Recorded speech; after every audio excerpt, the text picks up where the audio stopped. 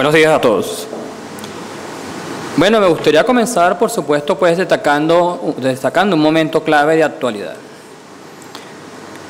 Hace muy poco tiempo la Sala Constitucional dictó una sentencia por medio de la cual le otorga competencias constitucionalmente establecidas para el Ministerio Público, las pasa a colocar sobre todo competencias de investigación penal y de participación en actos en proceso penal tanto ordinario como militar, al punto de que coloca pues al defensor público, al defensor del pueblo, en una figura pues que viene casi a ser, entre comillas, innecesario al Ministerio Público. La pregunta que yo quiero plantear es, ¿cómo fue posible que llegamos a eso? Porque la respuesta, por lo menos guiándonos por los medios de comunicación, fuera solamente, listo, conversaron en la Sala Constitucional y el defensor del pueblo. Si se presenta esta solicitud, como al gobierno le conviene que sean aceptados estos cambios, se hacen operativos, y la Sala Constitucional, pues, simple y llanamente, adaptándose a los intereses del Ejecutivo, dictó una sentencia, pues, con este contenido. ¿Eso es parte de la verdad? Sí, pero creo que todavía es una visión superficial. ¿Qué es lo que yo creo que está presente respecto de esta situación? Principios constitucionales y normas constitucionales que considero centrales y básicas, porque tienen que ver nada más y nada menos que con el Estado de Derecho y sobre todo con la parte de la anatomía que vía consecuencia afecta su fisiología, o sea, su funcionamiento.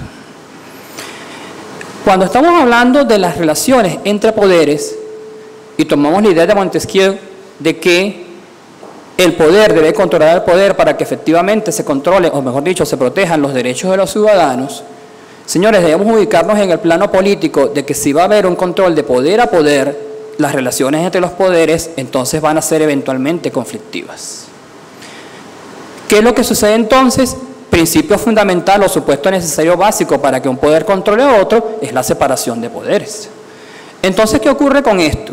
Esta separación de poderes, o sobre todo pues cuando la vemos en las universidades, la separación de poderes, y quizás también el ciudadano de a pie cuando se le habla o se le presenta una idea de separación de poderes, estriba en el hecho de que haya separación orgánica y funcional, por ende hay varias ramas del poder público. Y si esta idea está positivizada, es decir, consagrada constitucionalmente, pareciera que la idea está blindada. Eso no es cierto. No es suficiente con constitucionalizar un principio para que el mismo se vea efectivamente respetado. Y da la casualidad que tenemos ahora un abanico más amplio de poderes. Ya no tenemos la clásica tríada de un poder ejecutivo, un poder legislativo, un poder judicial, sino que además de estas tres ramas tenemos un poder ciudadano y un poder electoral. Más sujetos involucrados, más posibilidades de conflictos, más dificultad para resolverse. Entonces nos encontramos con la situación de que el poder ciudadano tiene una composición muy particular, porque están dentro de él presentes tres órganos: el Ministerio Público, la Contraloría General de la República y el Defensor del Pueblo, que además es de nueva aparición en la Constitución del 99 dentro de nuestro ordenamiento jurídico, esta última figura. El detalle interesante es que al criterio pues, de cierta mayoría doctrinaria, tanto en materia constitucional como en materia procesal penal, el Ministerio Público debe ser fundamentalmente un órgano técnico. Esto no quiere decir que no esté desvinculado totalmente del Ejecutivo, en el sentido de que el Ejecutivo, con sus planteamientos y sus aspectos ministeriales, y por un lado también la Asamblea Nacional, con las leyes penales y procesales, estructuran una política criminal. Y si justamente sabemos que el Ministerio Público en las últimas décadas ha tomado mayor importancia precisamente por el peso que tiene al ser el órgano encargado de ejercer la acción penal en el nombre del Estado, pues evidentemente el Ministerio Público tiene una importancia clave en que se cumpla la política criminal. La Contraloría sabemos que es la guardiana con principios claves de diverso orden en patrimonio del Estado, y el Defensor del Pueblo aparece como, digamos, el paladín luchador desde el Estado mismo, defensor de los derechos humanos. El problema que se nos presenta aquí concretamente está, o por lo menos refiriéndome, pues ya limitándome al Ministerio Público, es que al ser ubicado dentro del poder ciudadano, se le involucra en las luchas políticas que se dan entre las ramas clásicas del poder público. Y sabemos entonces que existe en estos momentos una tensión política y jurídica sumamente fuerte entre la Asamblea Nacional y el Tribunal Supremo de Justicia. La Asamblea Nacional cuestionó en su momento el movimiento de los llamados magistrados express, realizado por la Asamblea Nacional anterior. Sabemos que la Sala Constitucional dictó una sentencia en que privó, o por lo menos trató de hacerlo, todas las competencias de la Asamblea Nacional. Y el escándalo jurídico-político fue tan grande que entonces, por decirlo de alguna forma, la Sala Constitucional tuvo que rectificar. Y echó para atrás algunos aspectos o algunos puntos de unas sentencias claves en la cual se le privaba de sus competencias a la Asamblea Nacional. Pero también está el detalle interesante que la Asamblea Nacional le solicitó al defensor del pueblo que se pronunciara, porque justamente es necesaria su pronunciamiento, ya que el defensor del pueblo ocupa el papel de presidente del Consejo Moral Republicano, que es el órgano de acción del poder ciudadano, a los fines de que previo este pronunciamiento del defensor del pueblo en su condición de presidente del poder ciudadano, puede entonces la Asamblea decidir si opera o no efectivamente la remoción de los magistrados de que se trate. Entonces, ¿qué es lo que está ocurriendo? Lo que ocurrió de hecho fue que el defensor del pueblo consideró que era inoficioso hacer este trámite, por ende no estableció pues que hubiese falta grave de los magistrados, y al no operarse este comportamiento que esperaba la Asamblea, de que el poder ciudadano dictara, pues evidentemente entonces la Asamblea Nacional se vio atada de pies y manos para poder entonces lograr la remoción de los magistrados. Y esto fue lo que ocurrió de hecho. Pero en el aspecto de fondo, lo que nos estamos encontrando es que al Ministerio Público, al Defensor del Pueblo y en algunos casos a la Contraloría, se le está involucrando dentro de conflictos políticos que no vienen a ser su ámbito normal de ubicación y por lo menos de las funciones que tienen que ver directamente con el ciudadano. Entonces, si bien es cierto que hay instituciones claves reguladas constitucionalmente que están permitiendo que se puedan dar estos abusos políticos de figuras constitucionales, también está el problema de que la propia normativa constitucional pareciera ya traer esta forma de debilitar al Ministerio Público, esta forma de llevarlos a planos que no les son comunes y que en consecuencia pues, pueden traer vía consecuencia el desmejoramiento de la institución. Porque no es solamente la persona de la fiscal general, es también ver por qué se producen estas situaciones, y esto se debe, a mi criterio, básicamente por la forma como se ha deformado constitucionalmente el principio de separación de poderes. Como había dicho al principio, separación de poderes, distintos órganos, distintas funciones para cada una de las ramas del Estado. La pregunta es, ¿la separación de poderes que crea esta diversidad de ramas consideró dentro de su aplicabilidad la posibilidad de que un poder protegiera a otro poder de un control? Yo creo que no. La separación de poderes precisamente lo que busca es que un poder controle a otro en beneficio de los respeto de derechos de los ciudadanos.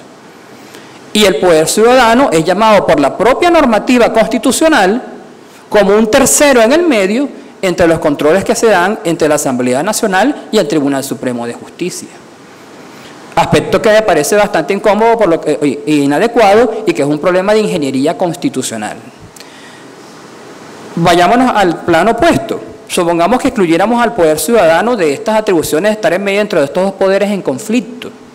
Eso abriría entonces la posibilidad de que si no hay un control o un órgano intermedio en esas luchas, sería válida entonces una destrucción de entre poderes.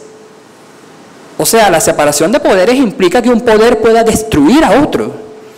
Cuando los tres poderes, por lo menos los tres poderes clásicos, son tan necesarios para el ciudadano, porque tiene que haber alguien que establezca el orden en el gobierno, tiene que haber alguien que administre justicia, pero para que ese juez pueda actuar imparcialmente en la justicia que administra, sea otro que elabore las normas. Entonces yo creo que debemos tener mucho cuidado con estas positivizaciones o estas consagraciones normativas de principios que vienen a ser construcciones y estructuraciones de relaciones muy complejas entre poderes y que más que facilitar el funcionamiento adecuado del Estado, lo que hace es colocar en desmedro a las instituciones. Ese traspaso de competencias del Ministerio Público al Defensor del Pueblo proviene de un conflicto absolutamente político.